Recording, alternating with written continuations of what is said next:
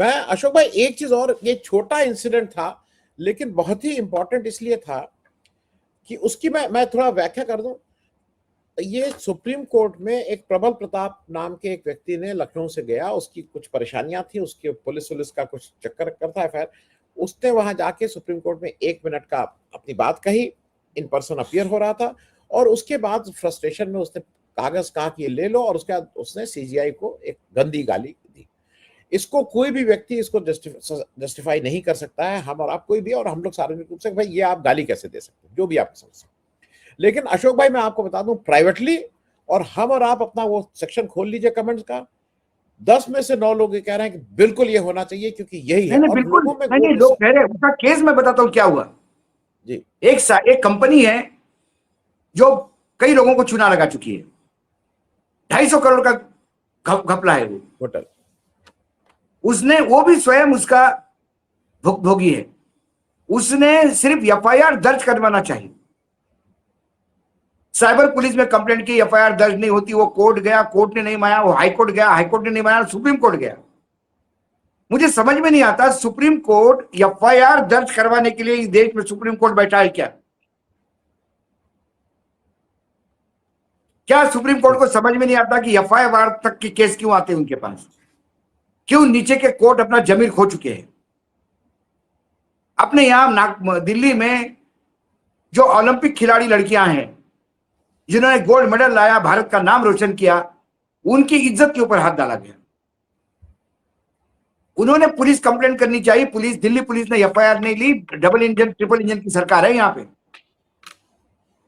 उन लड़कियों को सुप्रीम कोर्ट जाना पड़ा और सुप्रीम कोर्ट के आदेश से एफआईआर हुआ। जिस देश में सर्वोच्च न्यायालय एफआईआर तय करेगा उस देश में न्याय की अपेक्षा मत करिए। फिर आप ये मत करिए इतने मुकदमे हैं, करोड़ों रुपए मुकदमे थके हुए, ये मुकदमे थकेंगे क्योंकि ऊपर से नीचे पूरा सड़ गई है सिस्टम। एफआईआर के लिए क्यों जाना पड़ेगा कोर्ट? क्यों नहीं पुलिस एफआईआर दर्ज करती? क्या प्रॉब्लम है पुलिस को?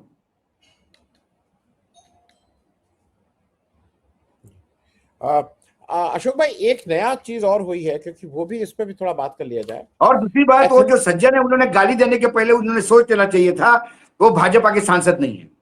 सर्वोच्च न्यायालय को गाली देने का नैतिक अधिकार और संवैधानिक अधिकार यदि मैं कहूं तो भाजपा के ही सांसदों को है।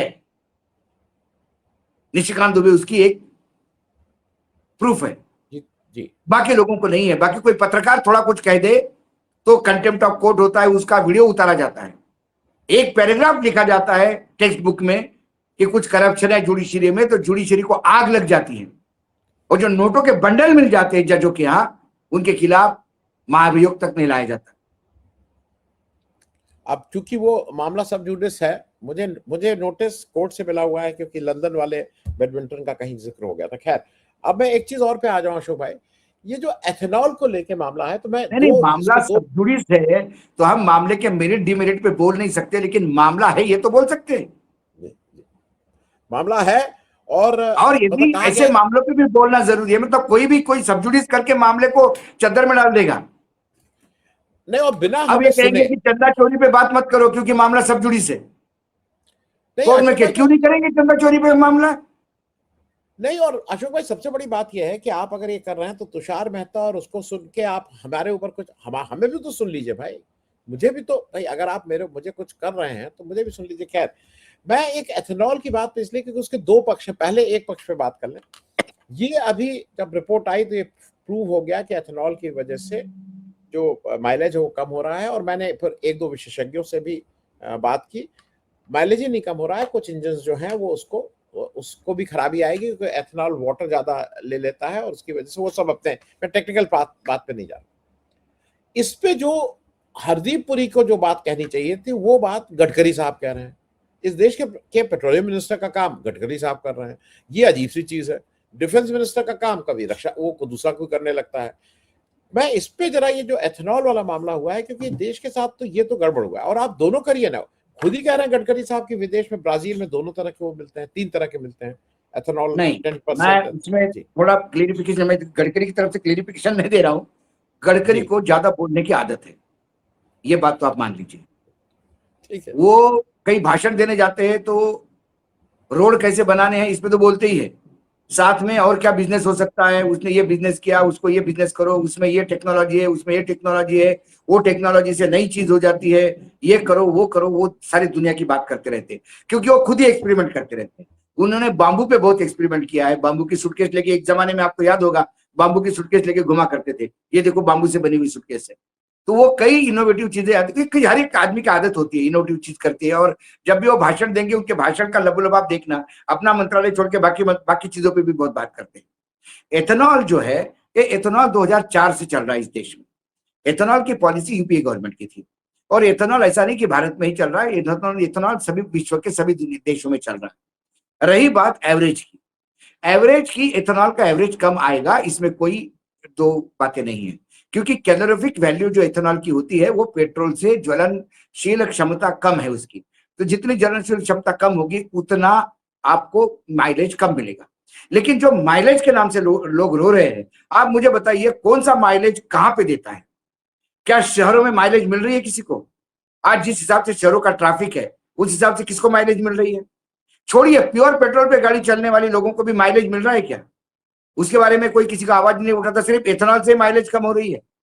जो रास्ते में पूरा शहर, जाते ग्रामीण एरिया में जाइए आप, ग्रामीण क्षेत्र में आप 20 से 15 16 मतलब ज्यादा ज्यादा 20 किलोमीटर पर आवर से गाड़ी चलाते हैं, क्या आपका एवरेज ठीक बैठता है गाड़ी में? क्योंकि रास्ते ही नहीं है ग्रामीण क्षेत्र में, तो आपको तकलीफ तो होगी। आपको एवरेज मिलता है एक्सप्रेसवे पे, जो यहां से निकले, और वो भी एक्सप्रेसवे गिने चुने एक्सप्रेसवे। यदि आप मैं अखिलेश की बड़ाई नहीं करता, लेकिन आज भी मैं पूरी देश घूम रहा हूं, अखिलेश ने जो रोड बनाया है आगरा टू लखनऊ, वो रोड जैसा रोड आज भी, मैंने एक गडकरी जी को भी बोला, और मैं कई देशों में राज्यों में जाता हूँ, कई गलती से सीएम या किसी मैं हमेशा कहता हूँ, बोले रोड कैसे हमारे राज्य में अशोक जी? मतलब रोड तो आप एक बार उस रोड पे जाके देखिए, आपको गाड़ी 150 180 पे जाएगी तो कांच खोल के पता करना पड़ता है कि गाड़ी कितनी स्पीड से जा रही है, या स्पीडोमीटर से गाड़ी के अंदर पता नहीं पड़ता, थोड़ी भी गाड़ी वाइब्रेट नहीं करती। लोग कहते हैं मुंबई पुणे एक्सप्रेसवे, भाई उसका भी बाप है ये एक्सप्रेसवे, उस पे लीजिए आप माइलेज लीजिए। उसमें तो ये प्रॉब्लम है कि वो जरूरत से ज्यादा लोग स्पीड से जाते हैं, और लखनऊ के पहले आके वहां पे एक एक घंटा रुकते हैं, क्योंकि आगे जाएंगे तो चालान हो जाएगा। तो माइलेज कैसा आता है इन देशों में, कितने लोगों को मालूम है? मुझे एक बात बताइए, हम गाड़ी खरीदते हैं, आपको गाड़ी के साथ मैनुअल मिलता है, मिलता है ना? पूरा मैनुअल चेक कीजिए, किस मैनुअल में लिखा है कि इस स्पीड से और इस कंडीशन में गाड़ी चलने से माइलेज मिलेगा? मुझे एक पैराग्राफ लिखा हुआ दिखा दीजिए किसी भी कंपनी की गाड़ी। माइलेज एक गाड़ी चलाने वाले पे रहता है, 40 के ऊपर नहीं चलना, गियर कौन सा चलना, गियर कितने करना, आपकी गाड़ी की कंडीशन कैसी है, मेंटेनेंस कैसा है, बहुत सारी चीजों पे माइलेज है। माइलेज ऐसा नहीं। रही इंजन खराब करने वाली बात, इंजन खराब करने वाली बात, तो ये जो यूज हुआ एथेनॉल, ऐसा तो नहीं है कि मनमोहन सिंह जी के अब पहले से कैबिनेट में, जब मनमोहन सिंह जी की कैबिनेट में तय हुआ तो सुबह मनमोहन सिंह जी ने उठा और जैसे नोटबंदी करी, चाय पीते समझ कर एथेनॉल क्या चीज है भैया, पेट्रोल में डाल दो रे, चलो आज मीटिंग बुलाओ कल शुरू कर दो। ऐसा तो नहीं हुआ ना। बाकायदा सारे आईआईटीज में इसका स्टडीज हुई। उसके बाद दूसरी जगह जो गवर्नमेंट का जो ऑटोमोबाइल एक सेक्टर, वो हेवी इंडस्ट्रीज की एक लैब है, वहां जाके टेस्ट हुई। सब होने के बाद एथेनॉल हुआ। एथेनॉल सारी दुनिया में यूज हो रहा है। अभी हमारे यहाँ एथेनॉल ज्यादा इसलिए नहीं हो रहा कि गडकरी की बेटे की फैक्ट्री है। गडकरी का बेटा कितना एथेनॉल करता होगा? आपको लगता है पूरे देश में जितनी रिक्वायरमेंट है इतना गडकरी का बेटा अकेला करता होगा? ऐसा करता होगा तो गडकरी के बेटे के पास कम से कम 1000 से 1500 एथेनॉल की फैक्ट्रियां चाहिए। गडकरी के पूरे पूरे उसके बिजनेस, पिता के बिजनेस, बेटे के बिजनेस में, पूरे बेटे के बिजनेस में उनका जो एथेनॉल का बिजनेस है वो शायद 5% 2% होगा। बाकी बहुत सारा उसका काम है उनके बेटे का। उसके बाद जो एथेनॉल वो दे रहे और जितना इंडिया में रिक्वायरमेंट है वो कितना है? 1% भी नहीं है इंडिया का जितना रिक्वायरमेंट है। अब हमारे यहाँ इथेनॉल इसलिए भी बढ़ाया जा रहा है क्योंकि अभी अमेरिका से इथेनॉल इंपोर्ट होगा। जो अमेरिका से ट्रेड डील हो रहा है हमारा, उसमें इथेनॉल भी है। अमेरिका में मक्का से इथेनॉल बनता है और वो इथेनॉल हमारे यहाँ इंपोर्ट होगा। उसकी खपत के लिए ये पहले से कर रहे हैं।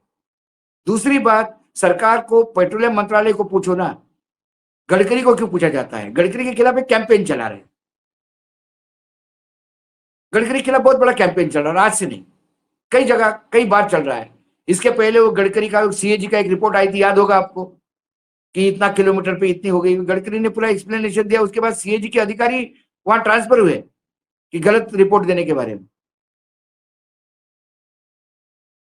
गडकरी के खिलाफ कोर्ट जाओ, मैं तो कहता हूं कि कोर्ट जाना चाहिए, सुप्रीम कोर्ट जाना चाहिए, गडकरी को अरेस्ट करवाओ, गडकरी गलत है तो।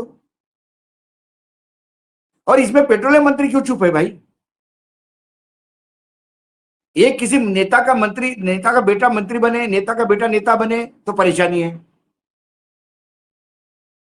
फिर परिवारवाद लगता है। कोई नेता का बेटा पॉलिटिक्स में आए ही नहीं, वो अपना बिजनेस करे तो बिजनेस क्यों करता है, ये प्रॉब्लम है। गडकरी को यदि बेटे को फायदा ही पहुंचाना होता तो गडकरी बेटे को कॉन्ट्रैक्टर बनवाता, खुद ही रोड मंत्री था, चाहे उससे कॉन्ट्रैक्ट देता। इथेनॉल बेच के कितना कमाता होगा। देखिए दूसरी बात है, ये जो व्हाट्सएप यूनिवर्सिटी का आंकड़े हैं, सीधे सीधे देखो, 2 लिस्टेड कंपनी है सेबी में, उनकी आपको बैलेंस शीट 2 मिनट के अंदर मिल जाती है, एनुअल रिपोर्ट मिल जाती है। हाँ नहीं अशोक भाई, मैं दूसरी एक थोड़ा बात कर रहा हूँ। ये तो मान लीजिए उनके लड़का क्या कर रहा है क्या नहीं, ज्यादा इंपॉर्टेंट ये है जो आपने कहा, एक तो दर्शकों को बता दूं। अच्छा, दूसरी बात है कि एथेनॉल डालने के बाद पेट्रोल की कीमतें कम क्यों नहीं होती है, प्रधानमंत्री को पूछो ना। नहीं, तो वही मैं उसी पे आ रहा हूँ अशोक भाई। मैं जो 2 चीजें कह रहा हूँ, एक तो वो जो कैग उस समय जिसने ये की थी रिपोर्ट, वो जीसी मुर्मू थे, जो मोदी जी के जब वो चीफ मिनिस्टर थे तो उनके सेक्रेटरी थे और 5 साल तक थे। तो ये बिल्कुल माना जा रहा था कि ये यहाँ से डायरेक्शन देके तब वो किया गया, इसमें वो जीसी मुर्मू ने वो सारा काम किया था। मैं लेकिन दूसरी बात जो बेसिक बात रह जा रही है, देखिए ये कहना कि मैं उनके लड़का क्या करता है क्या नहीं करता वो मेरा इशू नहीं। मेरा इशू ये है कि अगर मैं गाड़ी अच्छी चलाता हूँ, खराब चलाता हूँ, माइलेज नहीं होता है, ट्रैफिक होता है, ये अलग बात है, लेकिन मुझे ऑप्शन दीजिए ना। आप मुझे E20 भी दीजिए और पेट्रोल का भी दीजिए। आप ये देखिए, मेरे बहुत से अशोक भाई दोस्त नहीं, मैंने ये देखिए, ये गवर्नमेंट ऑफ इंडिया की पॉलिसी है, government of India has to do this. और गडकरी यदि कैबिनेट में इतनी औकात रखते कि गवर्नमेंट ऑफ इंडिया की पॉलिसी बदल देते तो गडकरी प्रधानमंत्री नहीं होते। हाँ लेकिन गडकरी साहब, आप बैल मुझे मार कर रहे हैं ना। अगर गडकरी साहब इस पे बुला के क्या इंटरव्यू है, दे रहे हैं, वो सवाल इथेनॉल का है। गडकरी जी ने कल से ये बोलना यदि शुरू कर दिया कि इथेनॉल का सवाल पूरी से बोलो, मेरे क्यों बोलो। लेकिन जब आदमी के पास इंफॉर्मेशन ऐसी देखती है तो बोलने के आदी है, कई जगह बोलने से फंसते ना भाई। गडकरी के आजकल वास्तव में जितने भी पूरे टेन्योर में देखिए, जब से वो कैबिनेट में मंत्री बने हैं, जो उनके डायलॉग है वो हर बार कंट्रोवर्सी में आते हैं, बोल के फंसते। कभी अधूरा बोला जाता है, कभी अधूरा कोट किया जाता है। और ज्यादा इंपॉर्टेंट बात उसमें रह गई जो आपने भाई, कही कि भाई अगर पैसा कम हो रहा है तो पैसा क्यों नहीं। उनका एक एबीपी की एक रिपोर्टर का एक इंटरव्यू बहुत वायरल हो रहा है। जी उसमें वो कहते हैं, बोले प्लीज आप जो मुझे सवाल पूछ रहे हैं, मैं डिफेमेशन केस फाइल कर सकता हूं आपको, मेरे बेटे के कंपनी के प्रॉफिटेबिलिटी पे। प्लीज आप सोच समझ के, आप किसी को भी कोट करेंगे तो भी आप फंसेगी। तो बोले नहीं, क्योंकि आपने रिसर्च नहीं किया, आपने इस पे सोशल मीडिया पे कितना आता है आपके और हमारे पास। हम सोशल मीडिया के हिसाब से स्टोरी करने लगेंगे तो दिन में 150 वीडियो कर सकते हैं, लेकिन सोशल मीडिया पे आने वाली हर चीज को आपको जांच पड़ताल तो करनी चाहिए ना। नहीं वो ठीक है, लेकिन मैं फिर से ये कहूंगा, एक और बताता हूं। बीच में एक खबर बहुत चली कि एक मीट मतलब मांस जा रहा था, पकड़ा गया, वो गोमांस निकला और वो गडकरी के फैक्ट्री का था। यदि ये है तो गडकरी अरेस्ट क्यों नहीं है? और नरेंद्र मोदी जी गडकरी यदि मिल जाएंगे तो अरेस्ट करने में 2 मिनट नहीं लगाएंगे, मैं बता दूं आपको, 2 मिनट नहीं लगाएंगे। नहीं, लेकिन मेरा मूल प्रश्न वही है कि अगर सस्ता है, इसको मिला के आप कीमत कम कर रहे हैं। नहीं उन्होंने बताया भी कितना, $1.5 या कितना, वो कुछ फिगर भी दी कि इतना कम किया। तो भैया सस्ता क्यों नहीं कर रहा हो, ये भी तो जवाब देना पड़ेगा ना। मेरा तो 2 ऑप्शन है। मेरा तो गवर्नमेंट ऑफ इंडिया को ये है कि आप पेट्रोल पंप पे आप बता दो ना कि ये प्योर पेट्रोल है, ये प्योर डीजल है, ये मिक्स डीजल है, मिक्स पेट्रोल है, जिसको जो लेना ले लो, वो सस्ता है वो महंगा है, आप ले लो ना। और उसके बाद गवर्नमेंट ऑफ इंडिया को कुछ नहीं करना है, ये व्यवस्था कर दो और उसके बाद 2 महीने बाद आंकड़े रिलीज कर दो। कि एथेनॉल मिक्स पेट्रोल लेने वाले लोग कितने हैं, तो दूध का दूध पानी का पानी आ जाएगा सामने। अरे हो जाएगा। नहीं, क्योंकि अशोक भाई मैं आपको फिर बताऊं, नहीं, ये बात तो मेरे भी खटक रही है, यदि एथेनॉल मिक्स पेट्रोल दे रहे हैं तो कीमतें कम क्यों नहीं कर रहे हैं? नहीं, और अशोक भाई दूसरी बात हमें बताएं, एक और चीज आप अपने सर्किल में देख ले, दोस्त मित्र नातेदार रिश्तेदार, ये उनको 6 दिन पहले पता लगा कि जो पेट्रोल वो ले रहे हैं उसमें एथेनॉल, लोगों को नहीं अंदाज हाँ, था, मैं ईमानदारी, लोगों को बिल्कुल अंदाज नहीं था। पेट्रोल तो पंप पे लिख के रखना चाहिए ना। मैं तो यही सोच रहा हूं कि मैं प्योर पेट्रोल ले रहा हूं, मैं पेट्रोल ले रहा हूं, डीजल ले रहा हूं, दो ही है ना ऑप्शन। जी सीएनजी एक ऑप्शन है, जी, डिजिटल एक ऑप्शन है, मतलब इलेक्ट्रिकल व्हीकल्स एक ऑप्शन है। जी,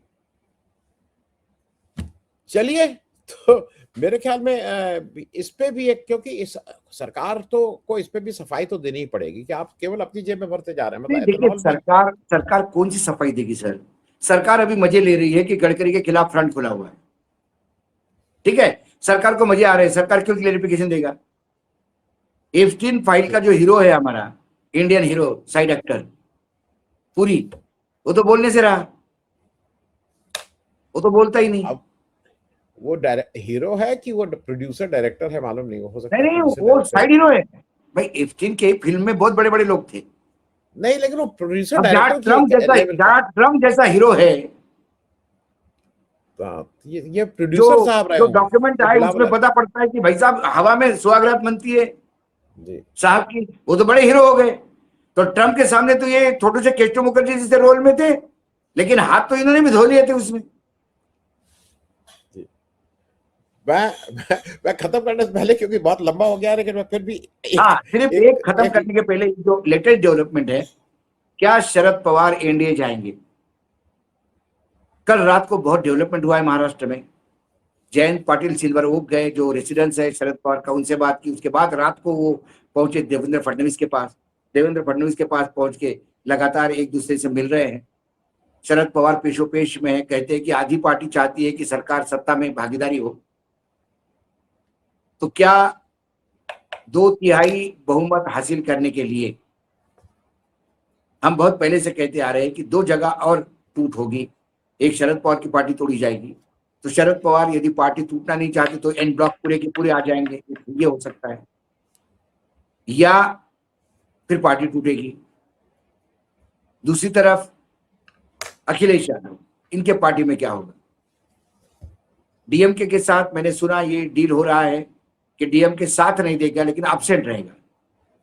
तो मैं पहले से कह रहा था कि वर्तमान में जो 38 लोगों का ब्लॉक है, जो एनडीए और इंडिया कहीं नहीं है, उनमें से 30 भी एब्सेंट रहते हैं, तो भी सरकार 340 पे खेल कर लेगी।